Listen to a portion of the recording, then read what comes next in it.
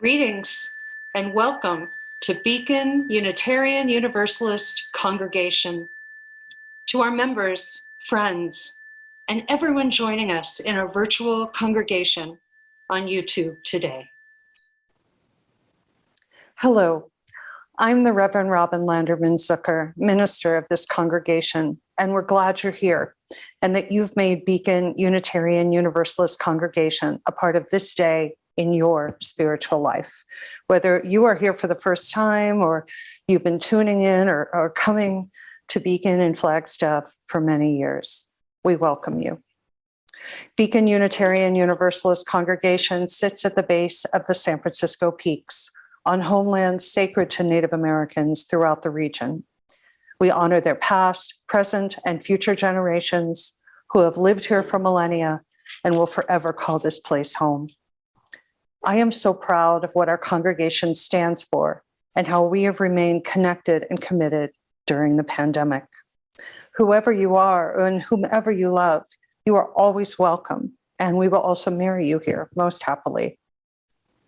Our members and friends bring many interests, theologies, and viewpoints to our door, and here we trust that you will find a common ground for meaningful community and spiritual growth, and for relevant religious exploration in a framework that is unique and has very flexible boundaries.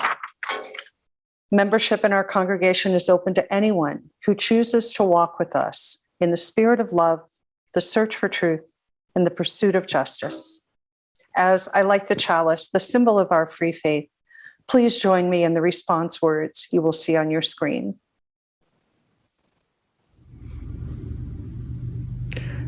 We light this chalice with a flame that draws us together.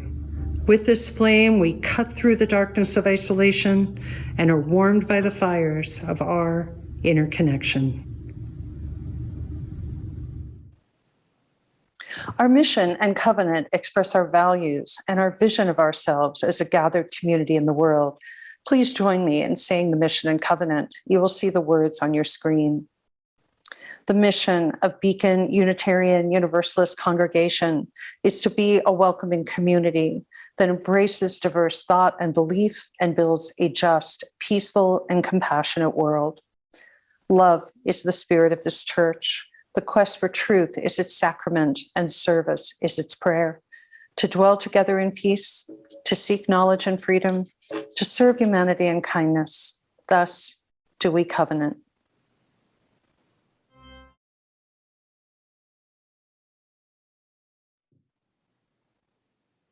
Our opening words for January 16th, 2022 is a poem by Nikki Giovanni entitled Legacies.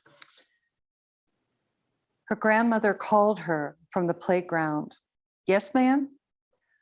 I want you to learn how to make rolls, said the old woman proudly.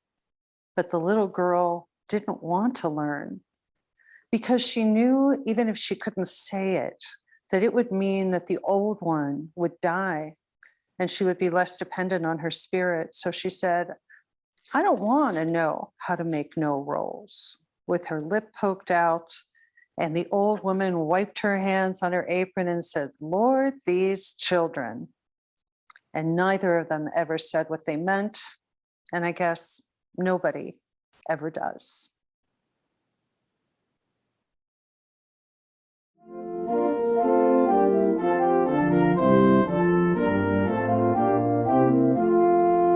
Oh, come you longing, thirsty souls, drink freely from the spring.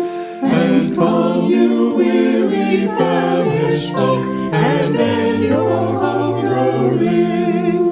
Why spend yourself on empty air? Why not be satisfied? For everywhere a feast is spread, that's always at our side. For as the rain and snow above fall not in vanity, but for this purpose water to feed humanity, so shall the word of spirit serve and seed within our home.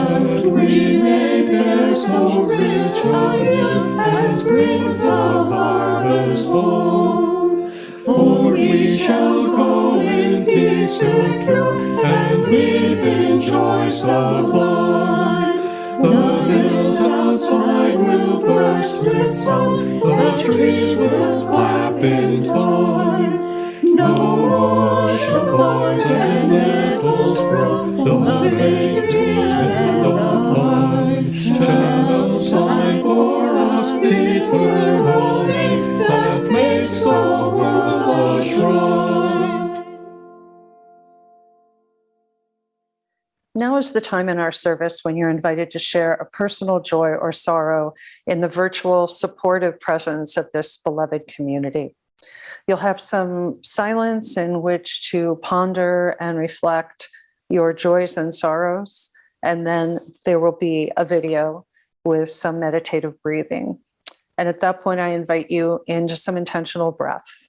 4 beats in slowly through your nose, 5 or 6 beats out slowly through your mouth, in a steady stream, creating spaciousness from the crown of your head, down your body, to your feet that are rooted to the ground. Remember that your breath is always with you, and through intentional breathing, it brings emotional, spiritual, and psychological first aid. As we go into this quiet meditative time, let us remember that everyone is fighting their own private battle. We know not what it is, but because we're human, we know it to be true. So let us be kind, compassionate, flexible, and forgiving with one another. And may we have hope. We've carried this stone with us all through the pandemic. May we hold on to hope for ourselves, for our families, for our community, for the planet.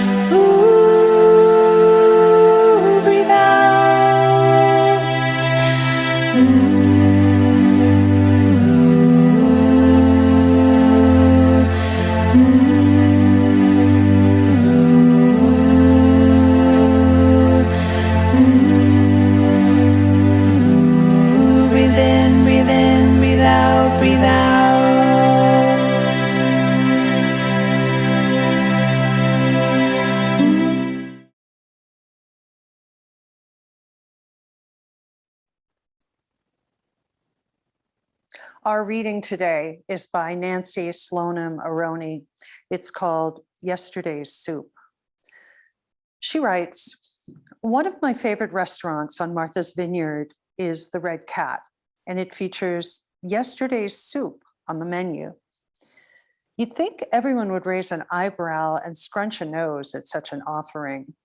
But when the waitress comes over and announces the soup of the day, I ask, how old is the soup?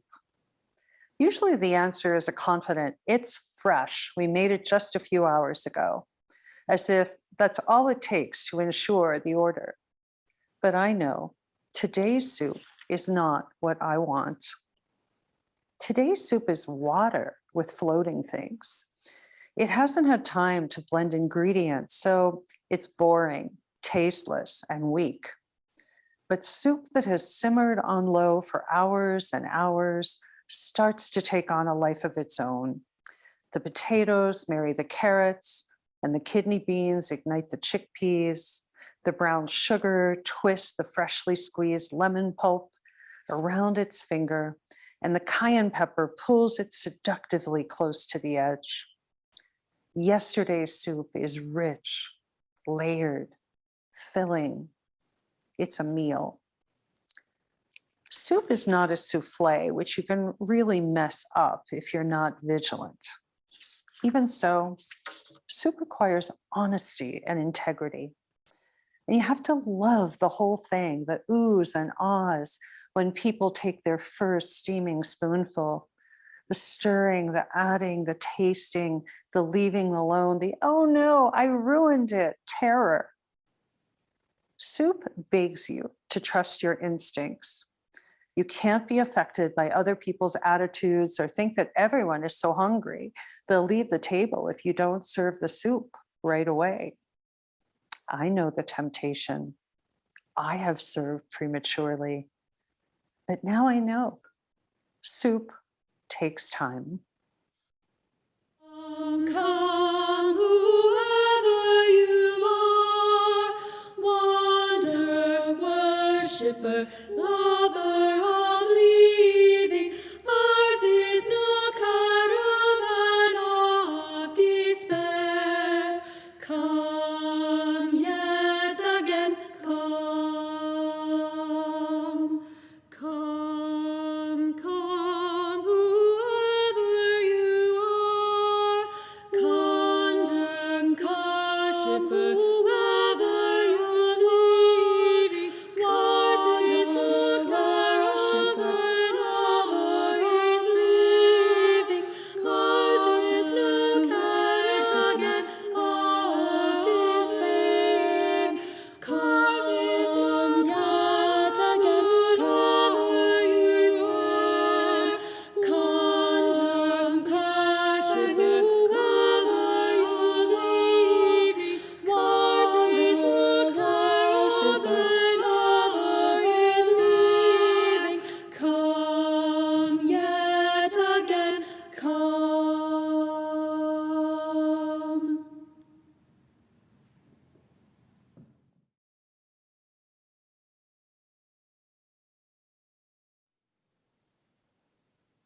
My sermon for January 16th, 2022 is entitled, You Use Soup, Season to Taste. Many years ago, on a crisp winter day, not unlike this one, my 5th grade son, Sam, who's now 35, came home from school and announced that his class would be having a pasta party that Friday. Each family was expected to bring a noodle dish to the feast. Sam deduced that everyone would probably bring spaghetti or something and that we should try to be unique. I cleverly suggested my grandma Esther's noodle kugel, a sweet, creamy dessert. Sam agreed that would be different. But then I panicked. What if I didn't have the recipe? Where would I get it now that my grandmother and my mother had both passed? My heart raced as I pulled down my mother's well-worn leather recipe box from the pantry shelf. It was dusty from scant use during the previous 12 years, but just holding it proved to be moving and poignant. I started leafing through the box, every card a mouth-watering memory or association, brisket with cherry wine, sweet and sour meatballs, and her specialty, scintillating lemon pie. And then finally, I found the coveted noodle kugel recipe, scrawled in my mother's graceful and familiar handwriting on a yellowing recipe card. And in her fashion, she had jotted the word yum with an exclamation point in the corner. The ingredients are quite pedestrian and the recipe is really very simple. Yet for me, creating that dessert had been like performing a sacred ritual. As I beat the eggs and sprinkled the cinnamon, I realized that this is a recipe for a lot more than Nudelkugel. It's a recipe for remembrance, for connection, for communion, a form of Jewish table wisdom passed down from generation to generation, a legacy blended and baked and sweetened with joy and with tears. Eat this in remembrance of me, Grandma Esther calls out from her grave at B'nai B'rith Cemetery in Pittsburgh. Eat this and remember. How shall I answer her? How shall any of us answer the dead and honor their legacies? Most of us, I presume, are searching for ways to stay connected with the living and the dead in this disconnected world. We seek some form of communion, some home cooking to nourish us in this fast food disposable culture. And indeed, we each represent a unique recipe that combines the flavorful ingredients of our traditions and our heritage, our religious identities, and our family histories. Our individual lives have made us the recipes that we are: a souffle or a rib roast, a hamantaschen or a Yule log, a potato latke or a hot cross bun, a red-dyed Greek Easter egg, or lentils simmered in curry for Ramadan. The question remains whether we have access anymore to this table wisdom, or if we find ourselves increasingly cut off from the feast. Thou artist what thou eatest, quipped Burleigh Savarine.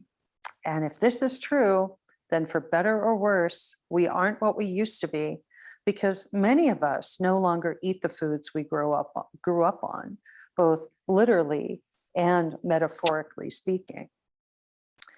Studies show that fewer and fewer Americans know how to cook or even make the attempt. We rely increasingly on quick processed microwavable meals and meal kits, so many meal kits that fit into our increasingly processed lifestyle and into current food fads. In America, our individual uniqueness at times can blend into one big cheeseburger or Beyond Burger, as the case may be, with fries or a side salad. Dan Smith, a colleague of mine from Harvard Divinity School, commented on this phenomenon in a sermon he wrote some years ago called The Roots of Memory. And he writes, our memories are being anesthetized by unceasing demands that are trivial, fleeting, and fashionable. I suspect we might even spend more time thinking about the memory in our computers than the memories in our lives, our religions, or our families. Smith reminds me that the Hebrew word for remember is zakar, which in biblical times carried not just a passive and nostalgic sense of recalling the past, but it had an active meaning as well. To remember the commandments for the ancients was not just a matter of recital, but of observance. Likewise, for Christians, remembering Jesus was meant to mean acting as if they were Jesus themselves, or to act as if Jesus acted more accurately. Believe it or not, writes Smith, there is something very irreligious about forgetting, because being religious is about being rooted in the shared memory of community. The church is more than anything else, a community of memory.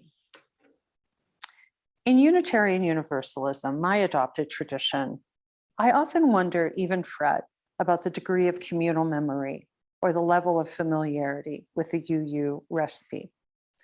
Critics both inside and outside of our movement suggest that we're a smorgasbord of side dishes with no main course, a salad bowl religion, or worse, a twice warmed Sunday supper of what my grandma Esther would call cucapizza madritza, leftovers. But in reality, We are more akin to a soup base that has simmered for centuries, rich in its integrity, courage, and faithfulness. Just as the word religion itself means to bind together, our UU soup base blends cabbage from Transylvania, sausage from Poland, corn from the Iowa Sisterhood, fine wine from the Enlightenment, and a meaty bone from the New Englanders. Eat this in remembrance of me calls out Michael Servetus, William Ellery Channing, Olympia Brown. How shall we answer them? Apprenticing to our individual family legacies takes commitment and courage. I am grateful that my mother took the time so that I could make noodle kugel for my son's 5th grade class. Likewise, apprenticing to our UU past takes time, just as Nancy Sloan Maroney's long simmering yesterday's soup in our reading requires many hours to become something more than water with things floating in it. UU scholar and minister Paul Razor has noted that many of us at UUs are so eager to reject our religious past that we try to start over from scratch every generation. And I agree with Paul's conclusion that ultimately this approach to Unitarian Universalism is both unnecessary and self-defeating. Instead, we can begin by researching the ingredients that comprise the UU soup base, the history, theologies, principles, purposes, and sources, before we creatively toss in reclaimed morsels from our religious upbringing, as I have with my Jewishness, or from some current practice like Buddhism, along with the amount of salt and pepper and vegetables that make the soup palatable for each of us in our quests for religious truth and meaning and the creation of a grounding credo. This may not be our grandmother's recipe of faith, but it nourishes many of us, and that's why we're here. And in the end, I know my booby would want us all well-fed. You may not be aware that the meaning of the word credo is what we are willing to give our hearts to. It's from a similar root as the word belief, which is from beloved. Well, since they say that the way to a person's heart is through their stomach, let's get started on a batch of savory and satisfying UU soup by gathering together our ingredients and retrieving a very large stock pot from the cupboard because we'll need it. First, if science offers us a way to explain the world and religion a context for living in it, then by all means, we are really a religion. Our religious principles respond powerfully to the challenges of living in this often perplexing world. Moreover, we are a religion with a time-tested blue ribbon recipe, and it's simply not accurate or fair for us to define ourselves or be defined as merely creedless. Former UUA President Bill Schulz, who wrote our chalice lighting today actually, remarks that to affirm creedlessness alone may be to get the process right, but to lose one's vision of what is important along the way. If Unitarian Universalism is to be a religion worthy of its name, it must provide a faith in substance and not just style, in meaning and not just manner, in power and not just process. In other words, we need to cook up an honest but creative soup that is rich, layered, and filling. The dangers we UUs face, as do all people of faith, is in ripping open a packet of instant cup of soup, gobbling it on the run, and convincing ourselves that we have accomplished the same depth of spiritual experience.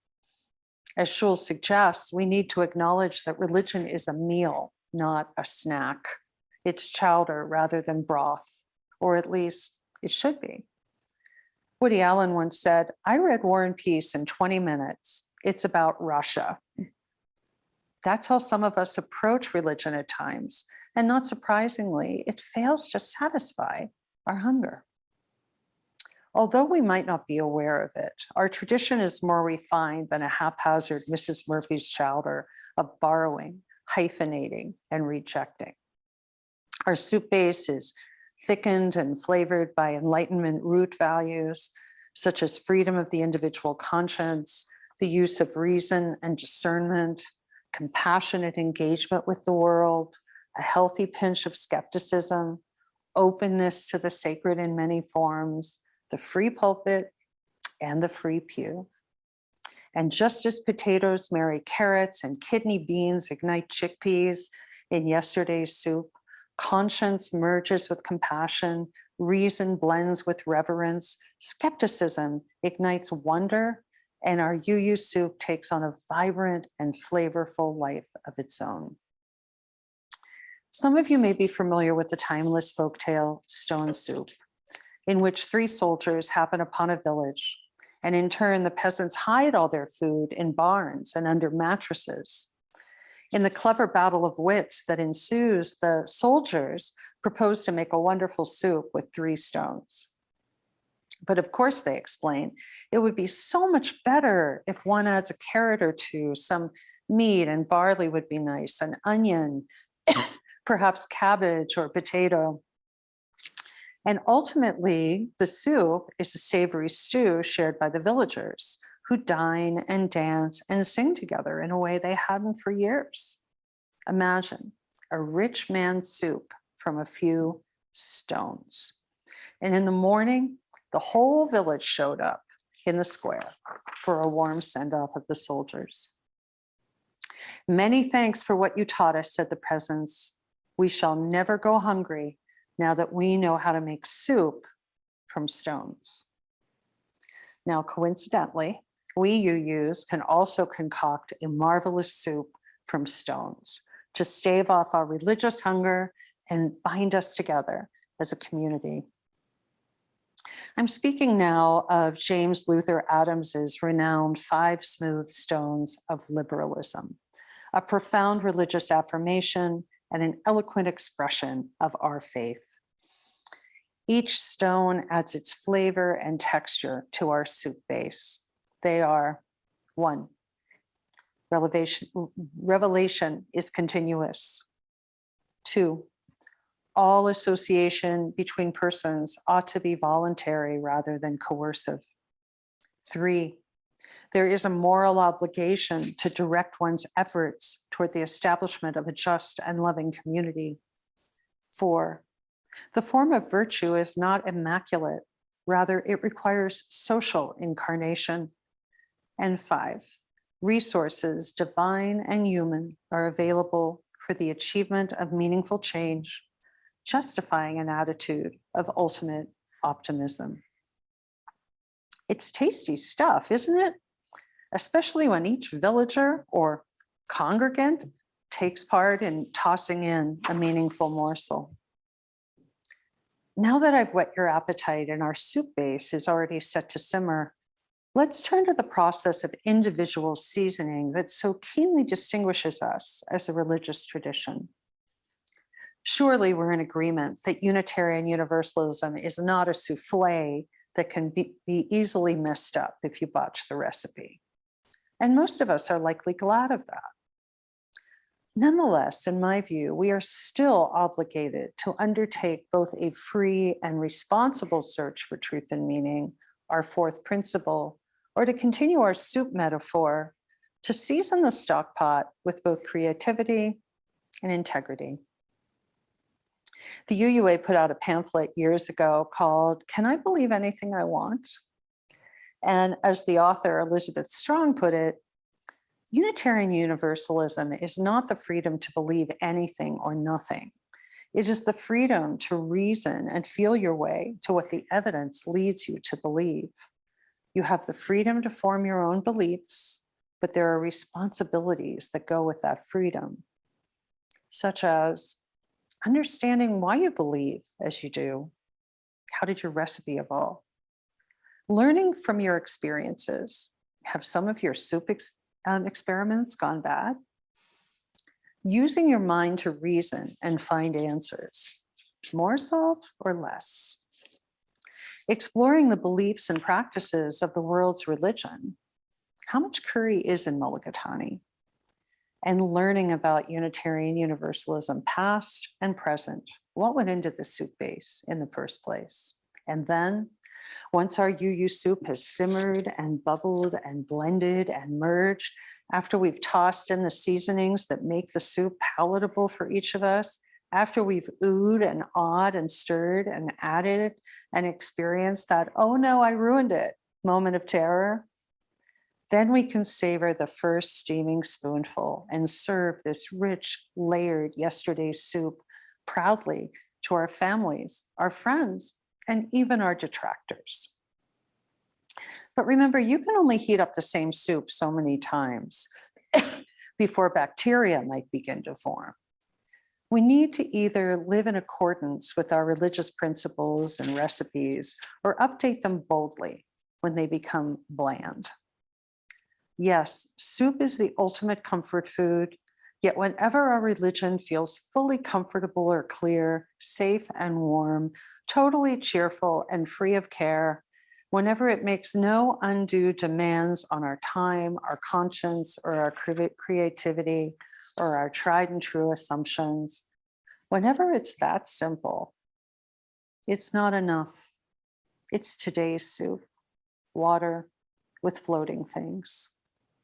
So I encourage you to search further, dig deeper, chop, peel, and simmer. Sacrifice a little more, be braver, try to touch the outer limits of our faith. Let religion ground our joy, but let it also shake us. And mostly, let it sustain us like a steaming bowl of nourishment on a wintry afternoon. I believe that in a life and in a religion examined, there is always food for thought and a place for reclaimed wisdom. What wisdom might you be yearning to find in the recipe boxes of your personal past, your religious past, and our shared UU history? Let us be a community of both memory and innovation. And may we come hungry to this communion of spirits, this banquet of memories, pungent and sweet. Live worthy of the bounty. Arrange some flavorful root vegetables artfully around a solid, smooth stone. Season it, savor it from the first spoonful to the last. Scrawl out the ingredients on an index card, protect it in a box, preserve it in your heart. And remember to pass it on. Blessed be, blessed we, and amen.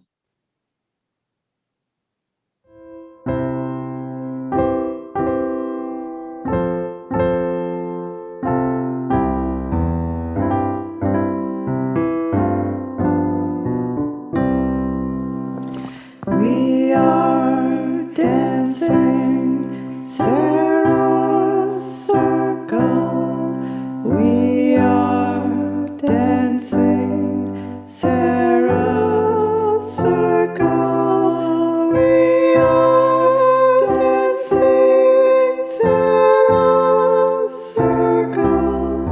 Sisters, brothers, all.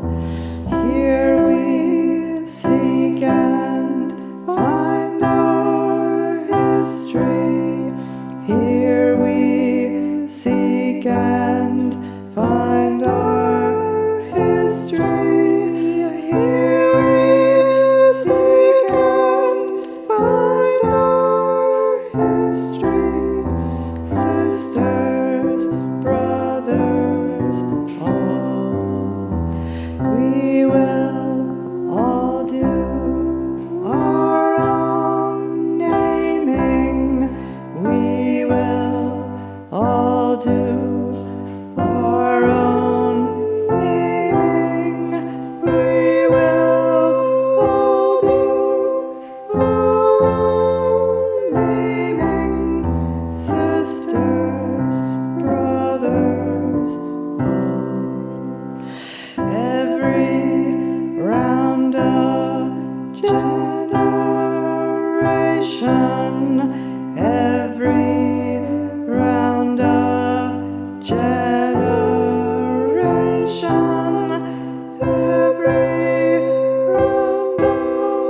generation, sisters, brothers, all on it, on the circles moving, on and on the circles moving, on and on the circles moving, sisters, brothers, all.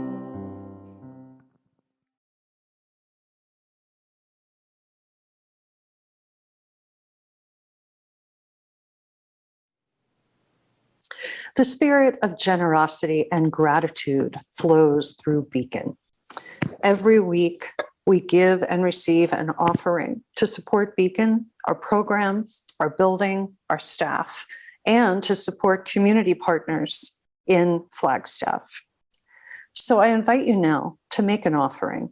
You can do that two ways. You can go to our website, www.beaconuu.com, find the donate button, and make a secure online donation through the Venco application. And if you use this method, we ask that you use a bank account rather than a debit card to save us on some fees. Or you can send us a check with offering or donation in the note to Beacon at 510 North LaRue Street, Flagstaff, Arizona, 86001. Either way, we are so grateful for your support, particularly at this challenging time.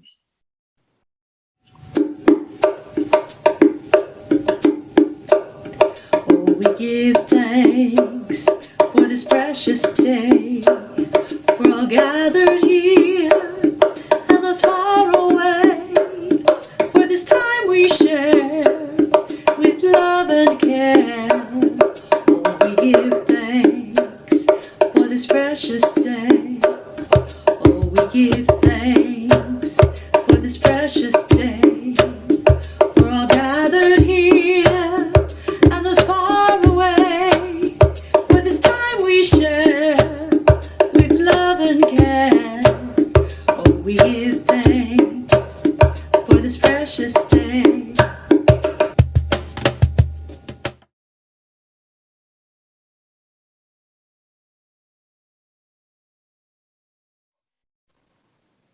And finally, at the end of our service, when we meet here in person, we face one another and we hold hands, or perhaps more recently, we don't hold hands.